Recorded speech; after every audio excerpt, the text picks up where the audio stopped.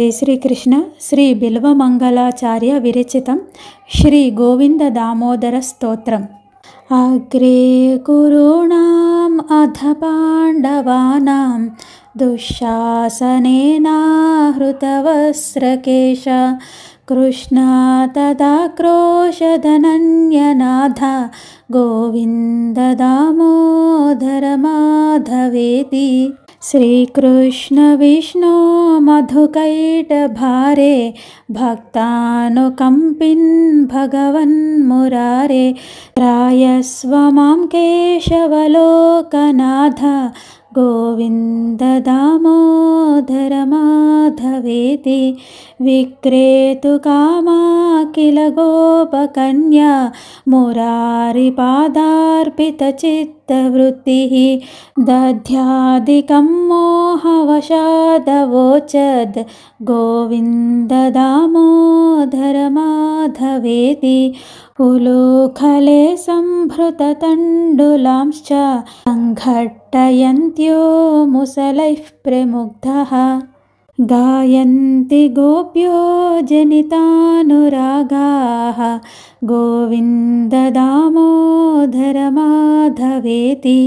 కాచిత్ कराम्भोजपुटे निषण्णं क्रीडाशुकं किं शुकरत्नतुण्डम् अध्यापयामास सरोरुहाक्षी गोविन्द दामोदर माधवेति.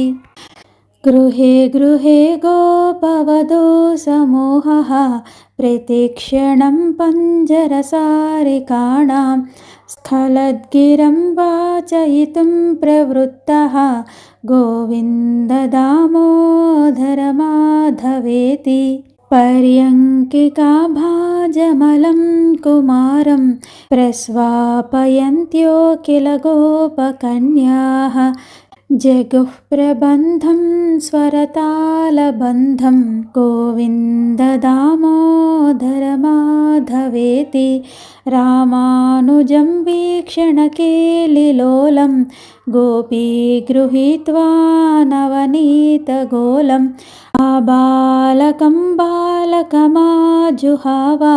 गोविन्द दामोदर माधवेति. विचित्रवर्णाभरणाभिरामे भिदेहि वक्त्राम्बुजराजहंसि सदा मदीये रसनाग्ररङ्गे गोविन्द दामोदर माधवेति. अङ्काधिरूढं शिशुगोपगूढं स्तनं धयन्तं कमलैककान्तं सम्बोधयामास मुदा यशोदा गोविन्द दामोदर माधवेति. क्रीडन्तमन्तर्व्रजमात्मना स्वं समं वयस्यैः पशुपालबालैः प्रेम्णा यशोदा प्रजुहाव कृष्णं गोविन्द दामोदर माधवेति. यशोदया गाढमुलूकलेन गोकण्ठपाशेन निबध्यमानाः रुरोदमन्दं नवनीतभोजी गोविन्द दामोदर माधवेति. निजाङ्गणे कङ्कणकेलिलोलं गोपी गृहीत्वा नवनीतगोलम् आमर्दयत्पाणितलेन नेत्रे गोविन्द दामोदर माधवेति. गृहे गृहे गोपवधू कदम्बाः सर्वे मिलित्वा समवाययोगे पुण्यानि नामानि पठन्ति नित्यं गोविन्द दामोदर माधवेति. मन्दारमूले वदनाभिरामं बिम्बाधरे पूरितवेणुनादं गोगोपगोपीजनमध्यसंस्थं गोपं भजे गोकुलपूर्णचन्द्रं गोविन्द दामोदर माधवेति. उत्थाय गोप्यो पररात्रभागे भृत्वा यशोदासुतबालकेलिं गायन्ति प्रोचैर्दधिमन्थयन्त्यो गोविन्ददामोदरमाधवेति जग्धोऽथ दत्तो नवनीतपिण्डो गृहे यशोदा विचिकित्सयन्ति उवाच सत्यं वद मे मुरारे गोविन्द दामोदर माधवेति अभ्यर्च्य गेहं युवतिः प्रवृत्ता प्रेमा प्रवाहादधि निर्ममन्था गायन्ति गोप्योऽथ सखी समेताः गोविन्द दामोदर माधवेति क्वचित् प्रभाते दधिपूर्णपात्रे निक्षिप्य मन्थं युवती मुकुन्दम् आलोक्य गानं विविधं करोति गोविन्द दामोदर माधवेति क्रीडापरं भोजनमञ्जनार्थं हितैषिणी स्त्रीतनुजं यशोदा आजुह्वता प्रेम परिप्लुताक्षी गोविन्द दामोदर माधवेति सुखं शयानं निलये च विष्णुं देवर्षिमुख्या मनुजा प्रपन्नाः तेनाच्युते तन्मयतां व्रजन्ति गोविन्द दामोदर माधवेति विहाय निद्रामरुणोदये च विधेयकृत्यानि च विप्रमुख्याः वेदावसाने प्रपठन्ति नित्यं गोविन्द दामोदर माधवेति बृन्दावने गोपगणाश्च गोप्यो विलोक्य गोविन्द वियोगखिन्नं राधां जगुस्साश्रुविलोचनाभ्यां गोविन्द दामोदर माधवेति प्रभातसञ्चारगतानुगावः तद्रक्षणार्थं तनयं यशोदा प्रबोधयत् पाणितलेन मन्दं गोविन्द दामोदर माधवेति प्रवालशोभा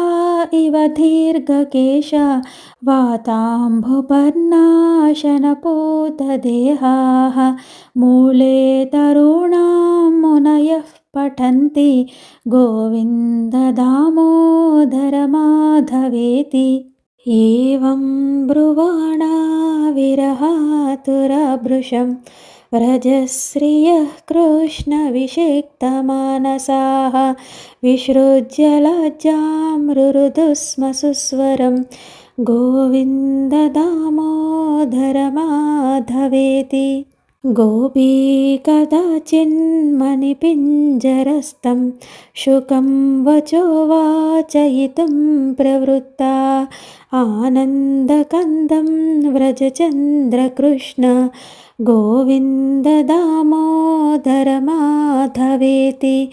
गोवत्सबालैः शिशुकाकपक्षं भग्नन्तमम्भोजदलायताक्षम्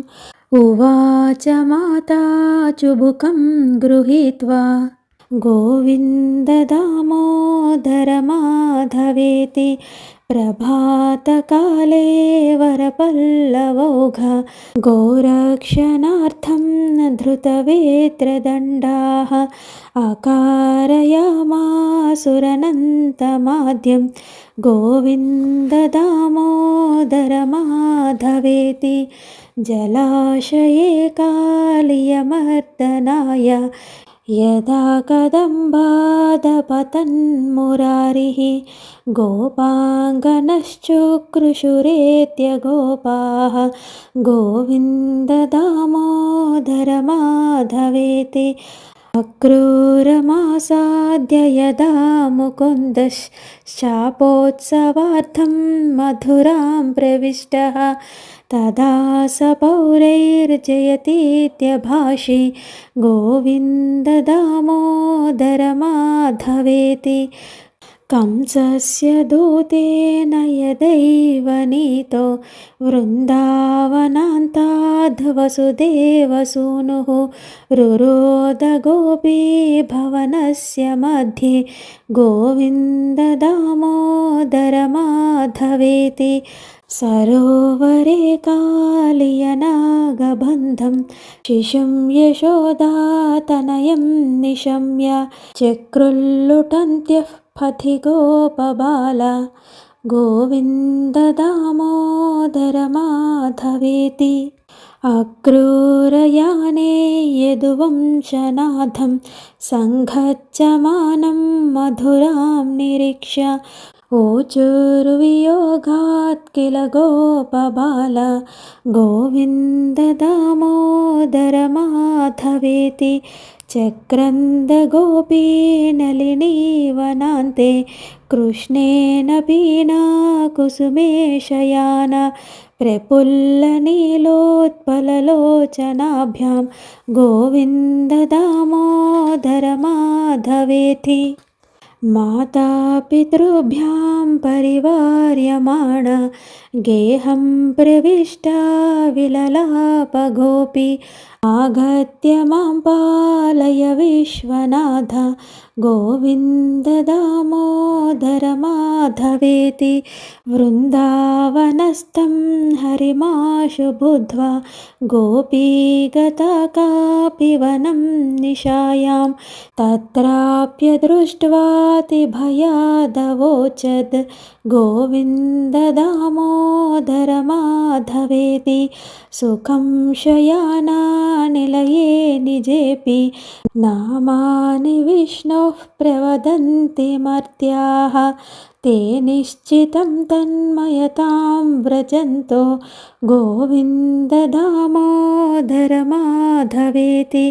सा नीरजाक्षीमवलोक्य राधां रुरोद गोविन्दवियोगखिन्नां सखी प्रफुल्लोत्पललोचनाभ्यां गोविन्ददामोदरमाधवेति जिह्वे रसज्ञे मधुरप्रिया त्वं सत्यं हितं त्वां परमं वदामि आवर्तयेथा मधुराक्षराणि गोविन्ददामोदरमाधवेति आत्यन्तिकव्याधिहरं जनानां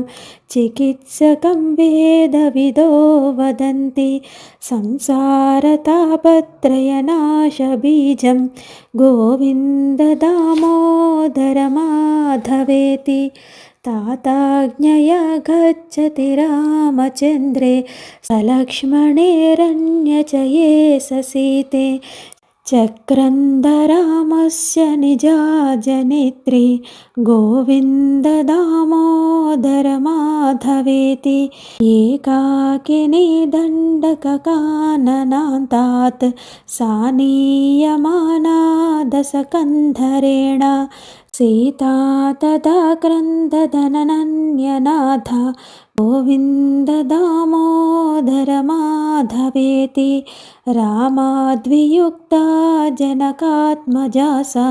विचिन्तयन्ती हृदि रामरूपं रुरोद सीता रघुनाथ पाहि गोविन्ददामोदरमाधवेति प्रसीद विष्णो रघुवंशनाथ सुरासुराणां सुखदुःखहेतो रुरोद सीता तु समुद्रमध्ये गोविन्ददामोदरमाधवेति अन्तर्जले ग्राहगृहीतपादो विसृष्टविक्लिष्टसमस्तबन्धुः तदा गजेन्द्रो नितरां जगाद गोविन्ददामोदरमाधवेति हंसध्वजः शङ्खयुतो ददर्श पुत्रं कटाहे प्रपतन्तमेनं पुण्यानि नामानि हरे जपन्तं गोविन्ददामोदरमाधवेति दुर्वाससो वाक्यमुपेत्य कृष्ण सा चाब्रवीत् काननवासिनीशम् अन्तः प्रविष्टं मनसा जुहाव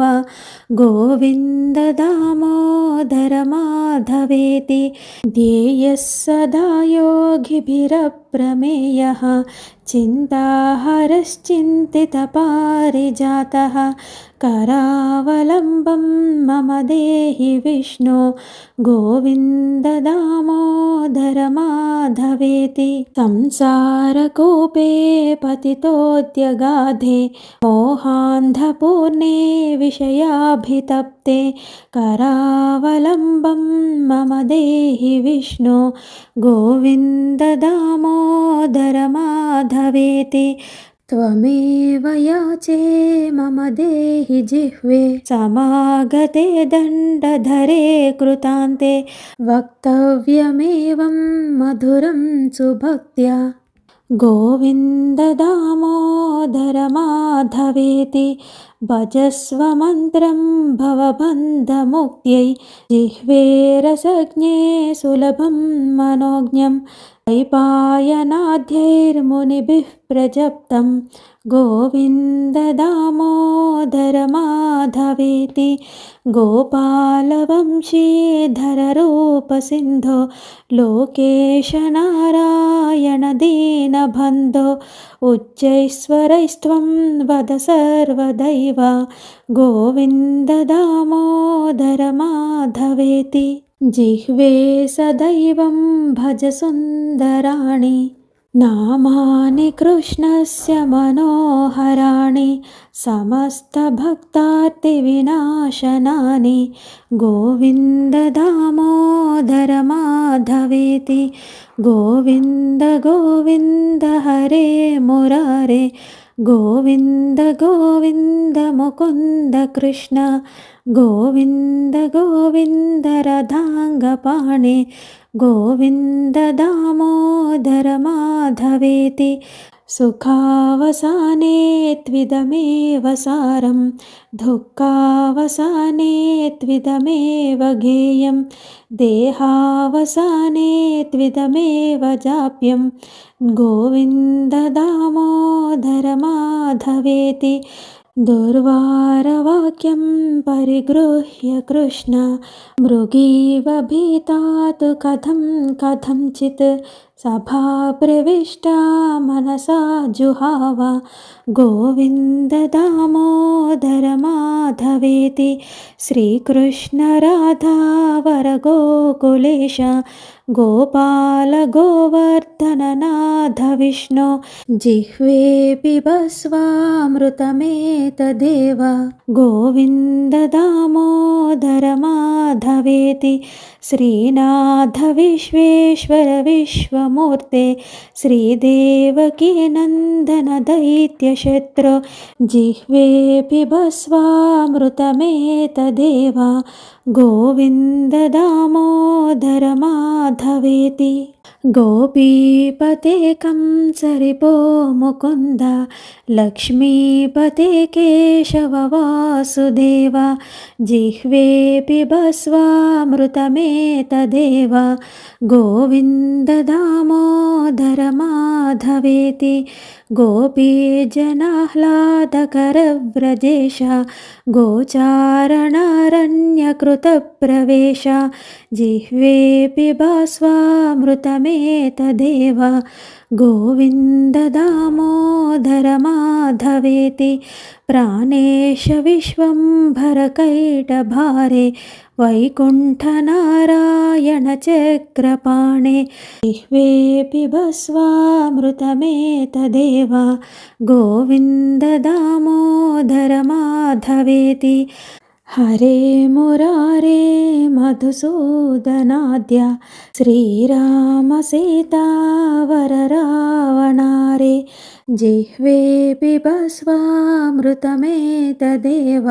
गोविन्द दामोदर माधवेति श्रीयादवेन्द्राद्रिधराम्बुजाक्ष गोगोपगोपीसुखदानदक्ष जिह्वे पिबस्वामृतमेतदेव गोविन्द दामोदर माधवेति धराभरोत्तारणगोपवेश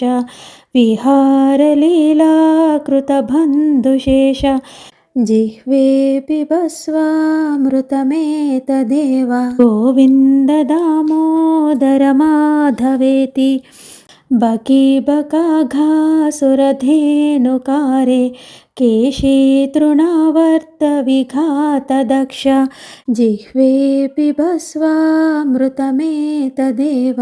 गोविन्द दामोदर माधवेति श्रीजानकी जीवन रामचन्द्र